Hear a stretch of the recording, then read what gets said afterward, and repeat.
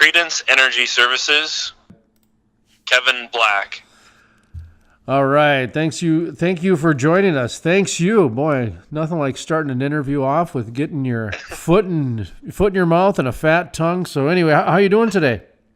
Hey, I'm doing well. We're out in western North Dakota, checking out a few locations and some of the offices out here. So another busy day. And now it's been a while since we've talked here on the program, but I'm going to see if my memory serves me right. You're out of Minot, but you are going to Williston, Watford City, and down even probably into Dickinson, huh? Yeah, that's correct. We have an office in Minot, but our main base of operations all come out of Williston. Our customers are spread out all across the Bakken, everywhere from Tioga down to Dickinson and everywhere in between. So we're on the road visiting our customers quite a bit, and obviously back and forth between Williston with our own team. Is that where you're finding the bulk of your work? Is Williston these days?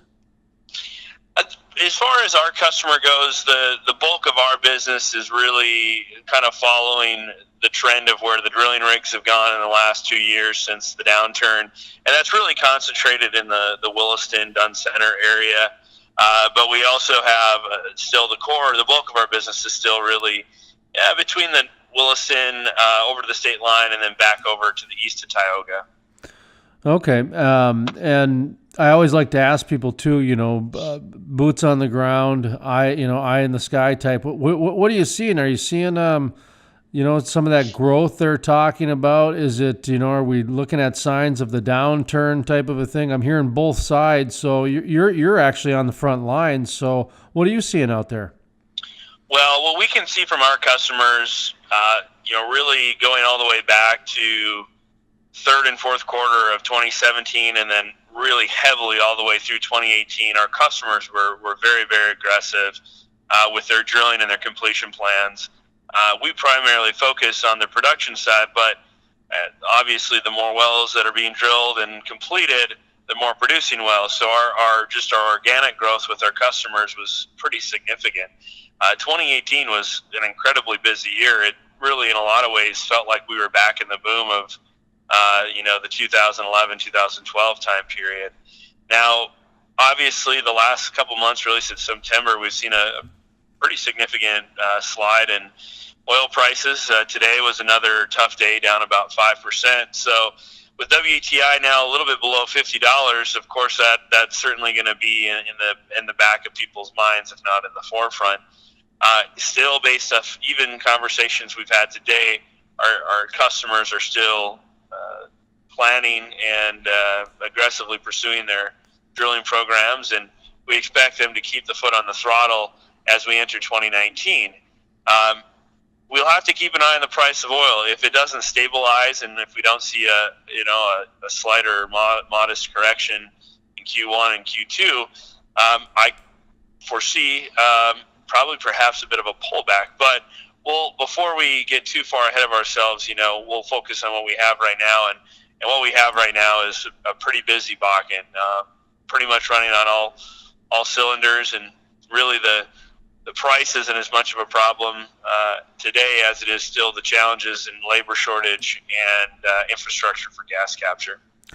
And this is something you certainly don't have to answer this question, but do the oil companies or the energy companies ever give you a price range that, okay, business is going to slow down once it hits $40 or $30 or $45 or anything like that?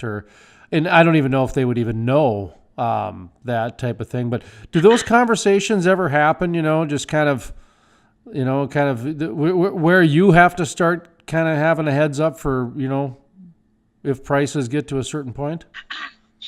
Yeah, absolutely. Not often do our customers come out right and tell us, here at this price point we're gonna cut back our drilling program. These are very fluid conversations internally for them, and things can literally change by the day and the week. But generally speaking, internally, our customers I believe have a very, very solid understanding of at what point they are profitable and at what point they are not. We're still in a range that I would say most operators would say they're still profitable. and going to continue to invest. Obviously, I know that most of them would prefer to be above where we're at right now, with WTI being, like I said, just dipping below $50 a barrel. I'm sure most would be much more comfortable at 60 or above. But once we start getting below 40, that's when there's the really significant pause for concern. Although, as you know, Jason, during the downturn, the industry made significant strides in becoming much more efficient, being able to do a lot more with less, lowering their overall costs for drilling and completing wells, lower the overall costs for lifting. So they can certainly operate in a lower price environment, but certainly everybody would like to be a little higher than where we are today. Yeah, no, and you're right about that. I just remember back when it was $30, the Bakken was still putting out 1 million barrels a day. Now that doesn't mean anybody was making money, but because a lot of these oil companies they don't want to shut these rigs and the momentum down, because once they do that, who knows when they're going to start it back up again, because they got to go find the crews and they got to go find the personnel and get the logistics back working again. As you know, so they'll break even, and companies like yourself will probably even sharpen your pencil from time to time if it dips below a certain point and that sort of thing. But so you kind of that $40, but 50 the thoughts at least start happening. I would bet, yeah. So well, yeah, and just to follow up with this is. Yeah. The oil and gas industry is certainly not, for the faint of heart, and we're really playing a long-term game with this. You're exactly right that we are in a massive job shortage, because so many of those folks with significant industry experience were either let go or had to find other work during the downturn. I think a lot of companies are going to be cognizant of that. If oil continues to slide, not to say that it will, not to speculate, but I mean, workforce is so valuable, and it's what's been really holding us back for the last year and a half here. And I don't think a lot of service companies and operators are going to want to let good, valuable people go in a knee-jerk reaction. Again, I think people who are here to stay for the long term. No, I agree. Kevin Black, Creedence Energy Services. I want to circle back to that job market or the job workforce. I had a great conversation with Michelle Comer, the North Dakota Labor Commissioner, and I kind of want to fold that into the conversation. But first, just tell the audience quickly what it is your company does, how you fit into the whole oil and gas puzzle. Yeah, you bet. So we're a oil and gas chemical service provider. We primarily focus on production chemicals. The best way you can think of what we do is we're like the doctors and the pharmacists of the oil field. Just as the human body over time starts to break down and have issues, you go to the doctor, you take blood work, they diagnose you, and they put you on a prescription. Same thing happens with us. As these oil wells break down, they're susceptible to things like corrosion, metal loss, mineral scale deposition, which essentially plugs up the flow lines and the tubulars below surface. And what we do is we go out and grab samples of the water, the brine, primarily the brine, sometimes the gas and the oil. And what we do is we run that through our lab, try to predict what type of problems might happen, and prescribe a chemical solution that we treat the well on a regular basis with to essentially extend the runtime and make that well a more profitable operation. Okay, and I'm glad that you explained it like that, because your job, your job essentially has been created because of the latest shale boom. Is that fair to say? Because there's been a whole new bunch of industries that have kind of popped up because of the new technology that has come with this. Is that? I mean, how much of your company is part of that old school non-horizontal drilling, or is yours kind of been kind of created because of the horizontal drilling? Well, a little bit of both. Certainly, production chemistries have been used in oil and gas, right. since Rockefeller started. But we during this boom, we are faced with new challenges that we've actually pioneered solutions here in North Dakota as an industry Right. that they haven't had to deal with in the past. Our water, the brine that is produced along with the oil, is concentrated with minerals such as iron and calcium. Salt is a big problem, and it's also very corrosive brine too. So we've had to develop technologies, chemistries, application methods in the Bakken that really are new, just to tackle just the sheer harshness, of Bakken brine. And so, yeah, and my point for that was more just the outlining the technology and how it's kind of changed some things, and the on the flip side of it, you've got software technology and you've got drone technology, you've got sensors. One of the things that is kind of is becoming more of a reality every day, especially as we talk here in the winter time. The Bakken has got some competition. There's some other shale plays going on, but now with some of the remote working stations and some of the remote sensors, some people don't even necessarily have to live here. You're somebody that lives out there and works out there every day. Is that part growing? Are people buying homes? Do you know what I mean? Because Michelle Comer and I were talking. There's a lot of jobs. There's a lot of competition.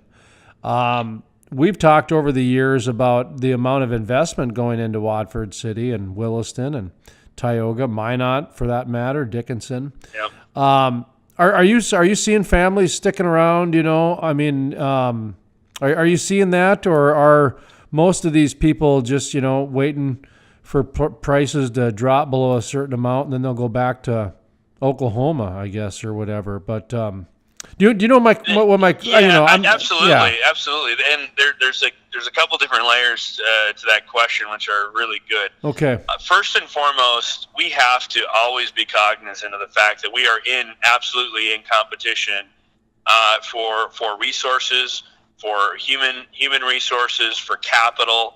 We're in competition for all those really critical things to develop this oil play with Texas and with other plays, not just in the United States, but across the world. So we have to keep that in mind when we're talking about policy, when we're talking about taxation, when we're talking about regulation. Those are all really important things to make sure that investors are looking at North Dakota to send their capital to develop oil here rather than other places. When it comes to the human resources, human capital side of it, we are still really in need of people to come to North Dakota. As this industry, as the oil and gas sector, what I truly believe is coming more of a true industry in our state, there's all the infrastructure that goes along with it. There's the gas processing facilities, there's the pipelines, there's all the things that are on the production end where we need people who are here for the long haul.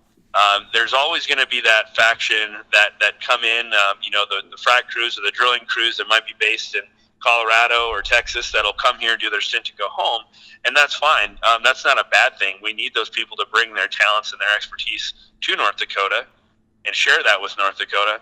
But as time goes on, the population of people who are here permanently and who are going to build careers and put roots down, raise families, send those kids to schools, that population is only going to continue to grow. Yeah, you bring up a good point that I forget about oftentimes is the amount of infrastructure that's going to be built over the next 10, 15 years. I mean, you take a look at, just what Hess has on the books to be built, the Davis Refinery over in Belfield, One Oak, the expansion that they're doing to their gas plants. And that's not even talking about the pipelines. That's not talking about the roads. I mean, the western North Dakota roads, some of those are actually being built for cars for the first time ever. I mean, but before they were like built for, a couple combines a year and that was it. Yep. I mean, absolutely. People don't understand that a heavy rain actually would take the roads off of the, take the cement off the roads. So yeah, I see. I think that's a good thing because when you have construction like that, your population is going to just grow based on that.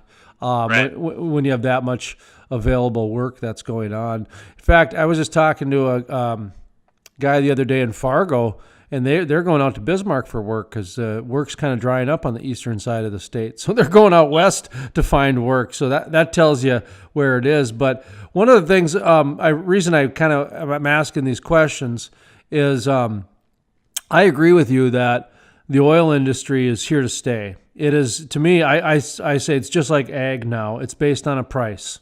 If the price of wheat is something, well, the farmers are going to plant wheat. If the price of corn is this, well, the farmers are going to plant corn.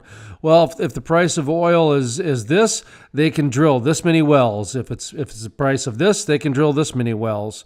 And that's really where it's at. It's almost predictable, but it's not, because it's the oil industry. It'll never be predictable. But what do you see on this in terms of where do you see the industry going? Do you see it being sustained, like to where it's going to be something where you can, sustain a business on that type of thing? Or do you still see the boom bust that's already there?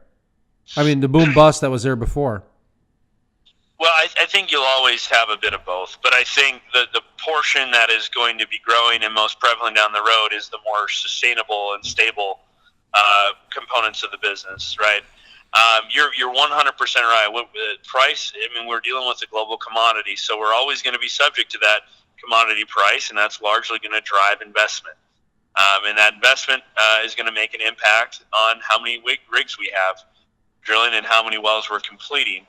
But we still have now, and I think we're right up against 14,000 wells, according to Lynn Helm's last director's cut report. We're almost to 14,000 wells, which is remarkable.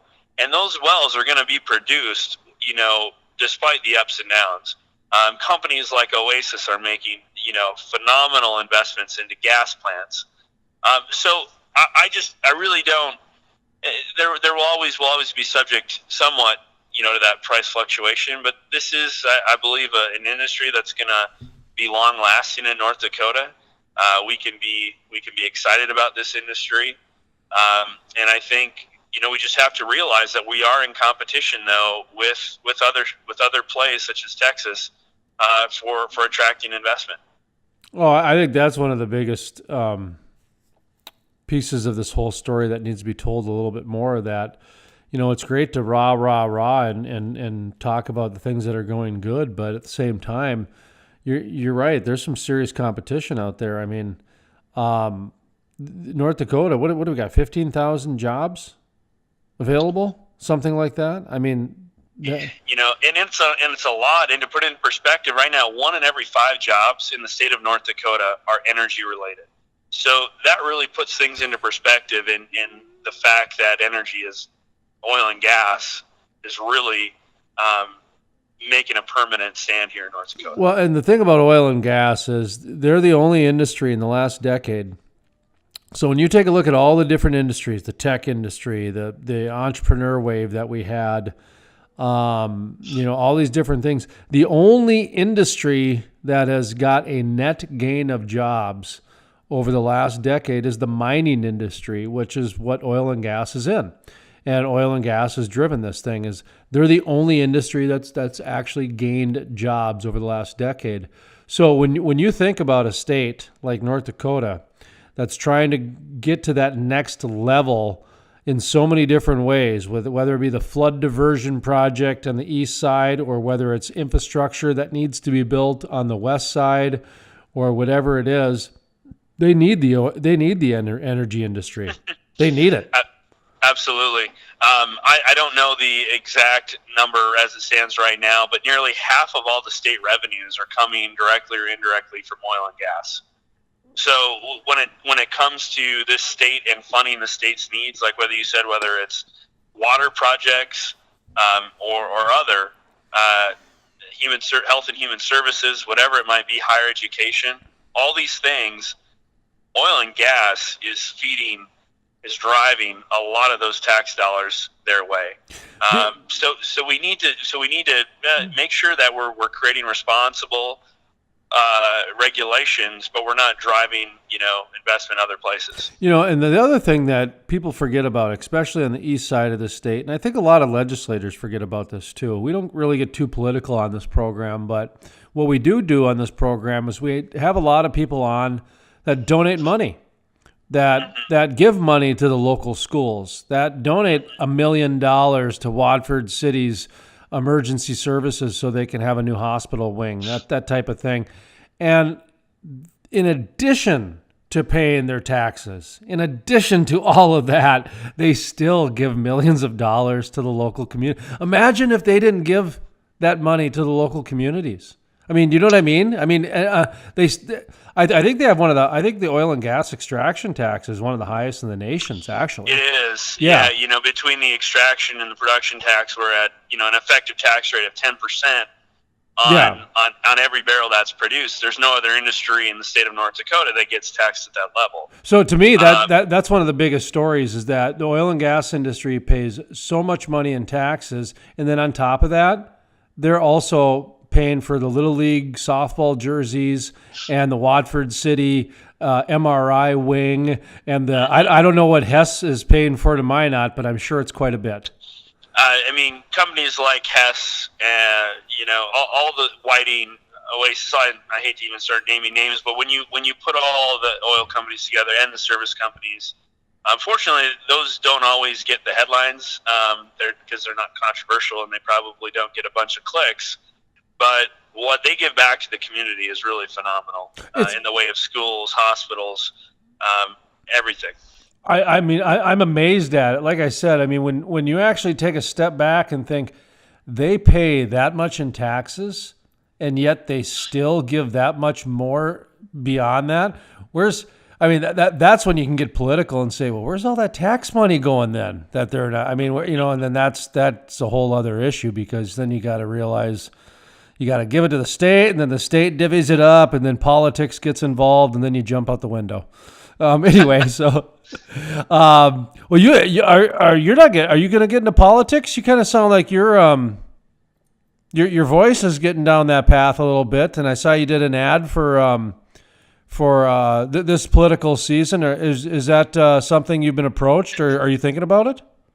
Well, we were happy to do the ad for Kevin Kramer. What he's done for small business in particular, strip the oil and gas thing away. What he's done to advocate for the tax reform bill at the end of last year was absolutely massive.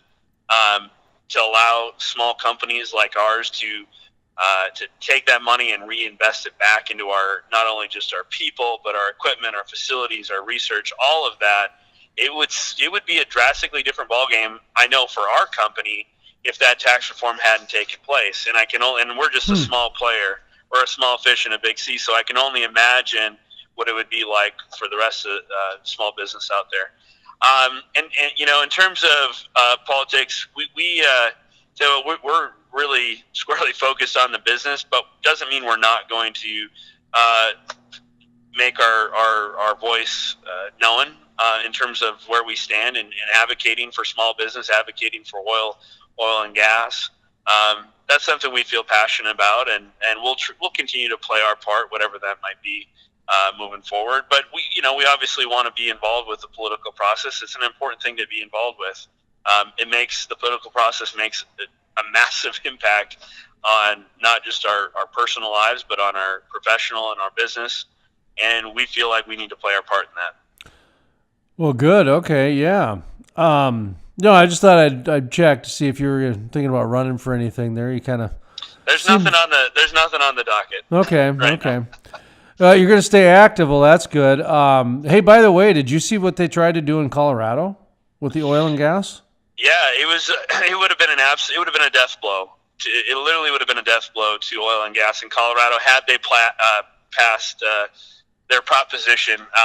The number of the proposition is eluding me, but it would have effectively killed oil and gas production in the state of Colorado. And I think the proposition was probably very appealing to the environmentalists, but as they started, I think, to do the financial analysis on the impact of oil and gas on their state and the lost revenues that they would have had, I think people started waking up, pretty quick that it would have been a terrible proposition, and it did fail. So, well, I think people like yourself and some people in the state of North Dakota that are that understand the importance of the oil industry and the energy industry in the state, I think should pay attention to what happened there, because I truly believe, okay, I love a good conspiracy, and I believe this is a conspiracy that I think it was a template they're trying,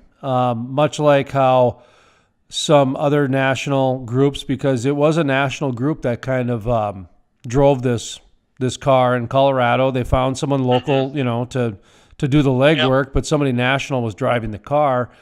And to me, it seemed like template, like, okay, let's try it in Colorado because, they're a pretty earthy granola, dirt munching type state, that sort of thing. And maybe it'll pass there, maybe not. But I could see that being rolled out in different states like North Dakota, maybe, you know what I mean? Where the fracking is a little bit more active than it is in Colorado. Sure. So I guess that's where I'm saying it's conspiracy, because I think that it is a template and it's going to be tried in other states. Well, the smoking ban, which was successful in North Dakota, that was a national template. That was not a group of North Dakota people. That was out-of-state people that found North Dakota people, and they were successful in many states with that. Well, there's certainly those entities out there that are trying to that seek out groups within these states. A great example was the ethics ballot measure that passed this year. That was a ballot measure that was over 95% funded from out-of-state entities. The thing, going back to the proposition in Colorado, I think what people education goes a long ways. Yeah. And what people have to realize is that, as of this month, we are now a net exporter of oil. And we are exporting more than we're importing. And that is phenomenal for our country. We are no longer beholden on countries that are very much adversaries, if not enemies of ours. And we're able to produce this oil. We're not beholden to those folks in across the globe and in the Middle East. That plays massive consequences on our own U.S. budget when it comes to defense spending, when it comes to a whole bunch of things. So this is a good thing. And taking stabs at, like they tried to do in Colorado, that has a negative consequence on our overall oil production. It has a negative consequence on our energy independence and a lot of our policy at the federal level. I mean, I've been accused of being extreme and, taking things too far and that sort of thing. But I tell you, that measure in Colorado was scary. It was really scary because, well, Whiting, my guess is Whiting wouldn't have stuck around Denver too much longer. I know there was several other energy companies that I talked to that were going to leave Denver if that passed, because there was no reason for them to be there anymore. I mean, they couldn't even get their bills, keep the lights on by having something in the DJ Basin going or anything like that. But anyway, sorry, man. I just was I brought it up mostly just to kind of make people aware in case it is a template, in case my tinfoil hat conspiracy is accurate, and come in the next election, maybe it will pop up in Alaska, maybe it will pop up in Washington, some more of the liberal states where, something like that could pass. But, hey, are you just doing business in the Bakken? Are you going anywhere, any other shale plays? I know you're, North Dakota born and bred company. So I don't know if you're, up to the Halliburton size yet, or if you're still, the mom and pop shop. No, we're not to the Halliburton size. We're at the Creedence size right now, and we're growing. I think last time I talked to you, Jason, I can't remember exactly. I think it was almost a year ago. About a year ago, yeah.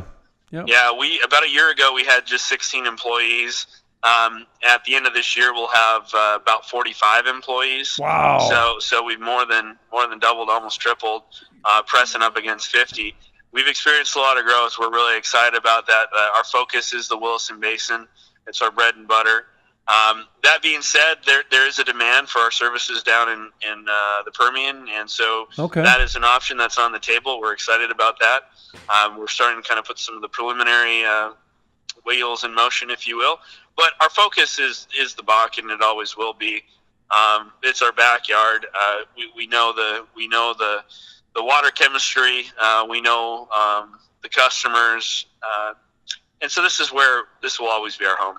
Yeah, that's a totally different shale play too down in Texas. They have dry gas down there, and the land is a little bit different, that sort of thing, than up in the Bakken. So yeah, I get what you're saying there.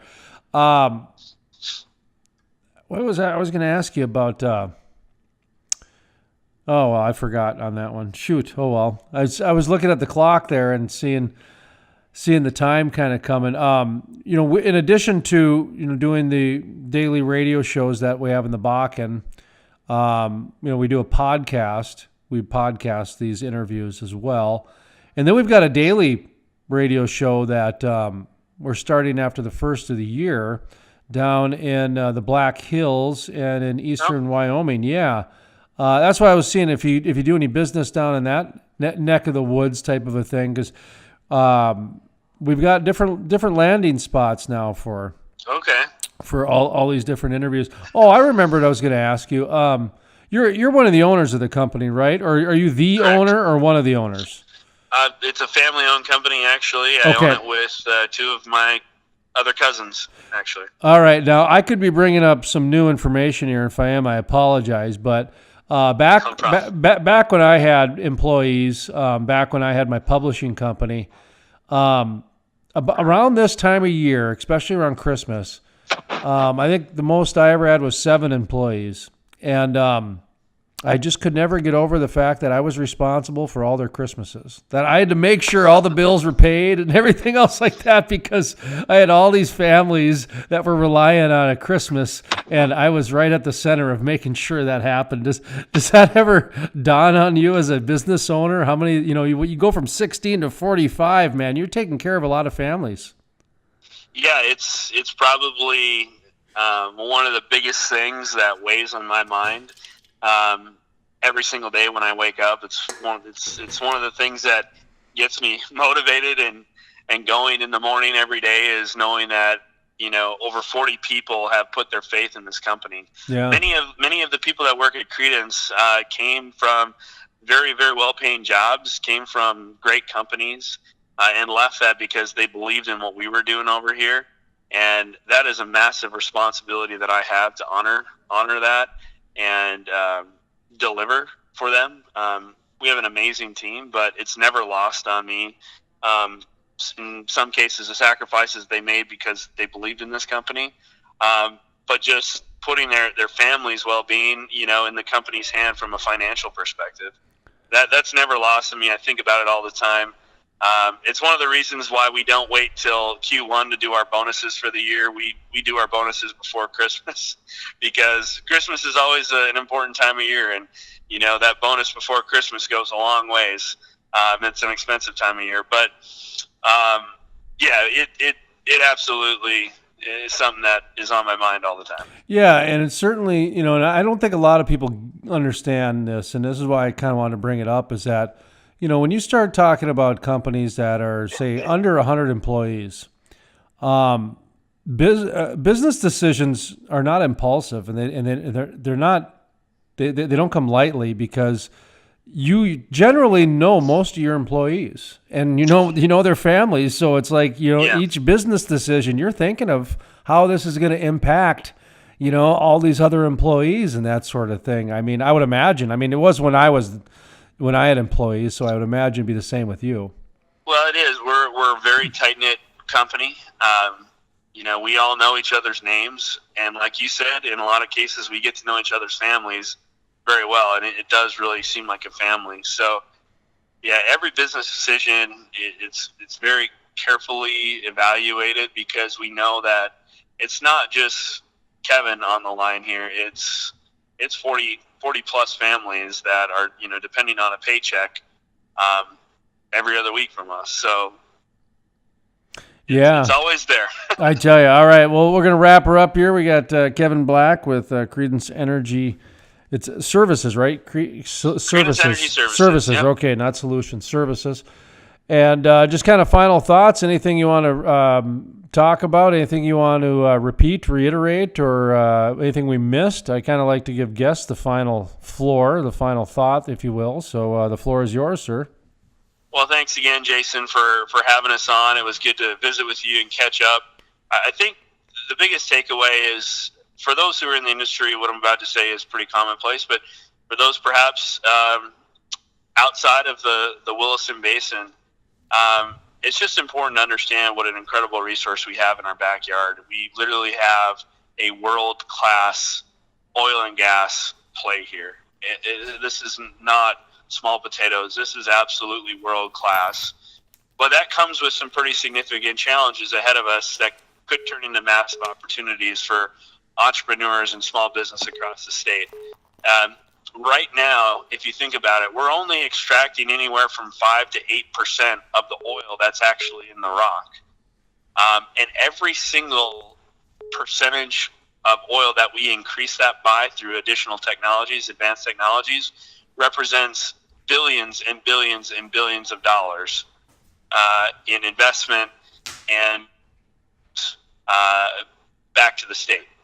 So there is so much opportunity, so much potential for entrepreneurs, for bright minds to be a part of this industry, to be part of the solution, to figure out how do we take it from 8% recovery to 10% to 12% to 14%.